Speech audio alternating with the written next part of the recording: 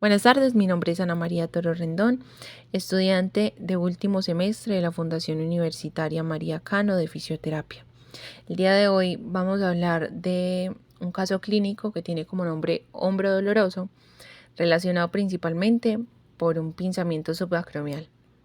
Para iniciar este caso tenemos a un deportista, su nombre es César Andrés Córdoba Martínez, tiene 21 años, se desempeña como deportista de halterofilia. Hace 8 años carga un peso entre 170 a 200 kilos y llega a fisioterapia con diagnóstico de hombro doloroso.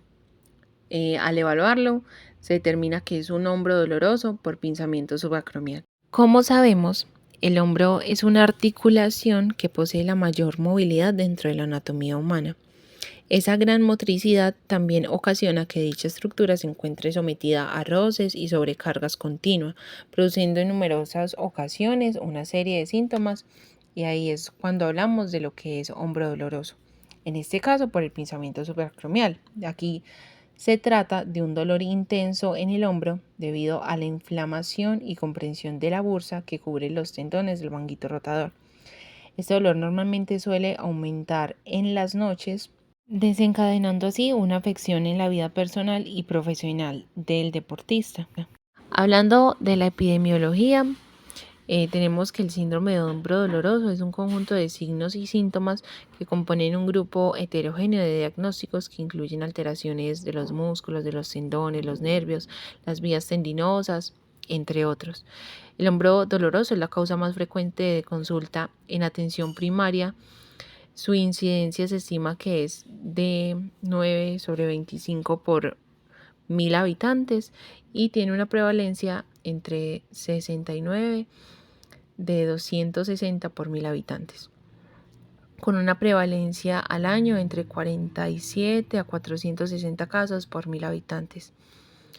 De igual manera, esta cifra varía de la edad, de la metodología de estudio, de los criterios del diagnóstico, entre otras cosas, y se conoce que es la tercera causa de consulta o la tercera patología que más se consulta después de la patología lumbar o cervical. Hablando un poco de la anatomía del hombro, sabemos que este está compuesto por 3 huesos principales, los cuales son la clavícula, la escápula y el húmero, que en su unión conforman 4 articulaciones: la esternoclavicular, la acromioclavicular, la escapulohumeral y la escapulotorácica. La escápula humeral, también llamada glenohumeral, es la que hacemos referencia cuando hablamos de la articulación de hombro en sí. Se configura por la unión entre el acromion, la escápula y la cabeza humeral. Específicamente quedarían en plano superior el acromion y el ligamento acromioclavicular, en plano inferior la cabeza humeral y en el plano medio el espacio subacromial. Dicho espacio recoge diversas estructuras. Estas estructuras serían la bolsa subacromial y el manguito de los rotadores, el cual está conformado por 4 músculos principales: el infraespinoso, el redondo menor, el subescapular y el supraespinoso. Entrando a hablar lo que es la biomecánica de la lesión, entendemos que el ritmo escapulohumeral consiste en un movimiento coordinado y simultáneo de la escápula con relación con el húmero, permitiendo la elevación de hasta los 180 grados. Por otra parte, la elevación del brazo en pronación pone al tubérculo mayor y al tendón del supraespinoso bajo el arco acromial, provocando de esta forma un pinzamiento acromial. A la inversa, la elevación del brazo en supino aleja al tubérculo mayor y al supraespinoso del arco acromial, disminuyendo así el fenómeno de pinzamiento subacromial. ¿Qué sucede? La movilidad glenohumeral produce una acción sinérgica de 2 grupos musculares, el deltoides y el manguito rotadores. El deltoides genera la palanca del movimiento, elevando la cabeza del húmero hacia arriba, lo que ocasiona un pinzamiento de los tendones rotadores en el espacio subacromial. El manguito rotador deprime y estabiliza la cabeza humeral, comprimiéndola hacia la glenoides, mejorando así la acción del deltoides. El espacio subacromial posibilita el desplazamiento del tubérculo mayor y el manguito rotador bajo el arco acromial, pero en la elevación se produce algún tipo de pinzamiento en las estructuras. La rotación escapular aleja el acromion del manguito de los rotadores, disminuyendo por tanto el pinzamiento subacromial. De esto se produce un bloqueo o debilidad en los músculos periarticulares que puede contribuir al desarrollo de un síndrome subacromial. Entrando en la evaluación por parte de fisioterapia, lo primero que realizamos fue la anamnesis, preguntándole al paciente hace cuánto practicaba el deporte, hace cuánto tiempo estaba sintiendo el dolor, cómo sentía el dolor, en qué zona lo sentía. Posterior a eso, iniciamos con la segunda parte, que es la exploración. Iniciamos con la palpación, viendo todo el recorrido del dolor y dónde era el foco principal de este. Después iniciamos con la movilidad activa. Se evidenció que tiene los arcos de movilidad articular conservados.